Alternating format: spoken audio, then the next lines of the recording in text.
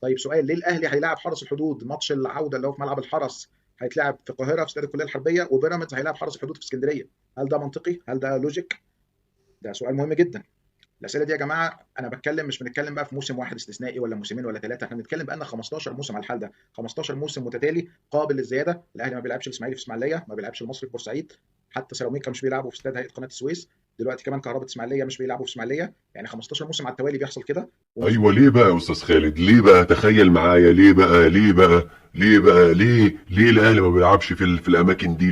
ليه ما بيروحش اسماعيليه؟ ليه ما بيروحش بورسعيد؟ طب ليه اسكندريه؟ طب ليه السويس؟ ليه يا استاذ خالد؟ مساء الفل عليكم، اهلا وسهلا بكم في فيديو جديد. النهارده هتكلم في موضوع مهم جدا عن جدول قرعه الدوري اللي اقيمت يمكن امس، واسئله مهمه جدا عن ملاعب اللي هيتلعب فيها الماتشات، وتحديدا ملاعب مباريات النادي الاهلي. في علامات استفهام كتيره جدا، في حاجات غريبه. هنطرح بعض الاسئله كده، يمكن عندي 10 اسئله بالظبط، 10 اسئله مهمه جدا هندور لها على اجابه. لو حد له عنده اجابه يا ريت يبلغنا بيها.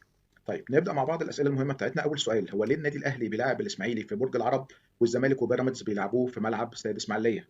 ده اول سؤال عندي محتاج اجابه من رابطه الانديه واتحاد الكوره.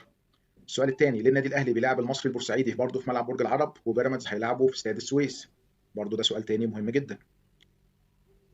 طيب السؤال الثالث والاهم، ليه النادي الاهلي بيلعب سيراميكا كليوباترا الماتش اللي هو المفروض على ملعب سيراميكا بيلعبوا النادي الاهلي هنا في القاهره في استاد المقاولين العرب زي ما حصل الموسم اللي فات مثلا، في حين ان الزمالك وبيراميدز لما بيلعبوا سيراميكا خارج ملعبهم بيلعبوا في استاد هيئه قناه السويس؟ ايوه، طب ماشي، يعني احنا دلوقتي هنقول الاسماعيلي والمصري الاهلي ما بيروحش يا عم عشان دواعي امنيه، عشان رغم ان القصص دي عدت عليها كتير يعني، ورابطه الانديه تقدر تحل القصص دي. احنا الحمد لله في بلد امن وامان، الحمد لله، ولا دواعي امنيه ولا في مشاكل، الحمد لله احنا في بلد امنه. طيب لكن انا ليه اروح العب سيراميكا في اخر الدنيا كزمالك او بيراميدز؟ اروح العب سيراميكا في اخر الدنيا وانت حضرتك تلعب سيراميكا الماتشين في القاهره هنا، واحد في مقاولين العرب، واحد مش عارف في ليه، يعني ليه؟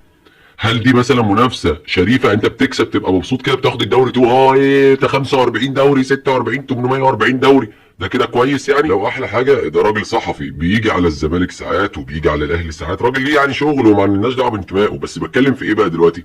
الراجل بيقول لك بقى لنا 15 سنه، 15 موسم على النظام ده.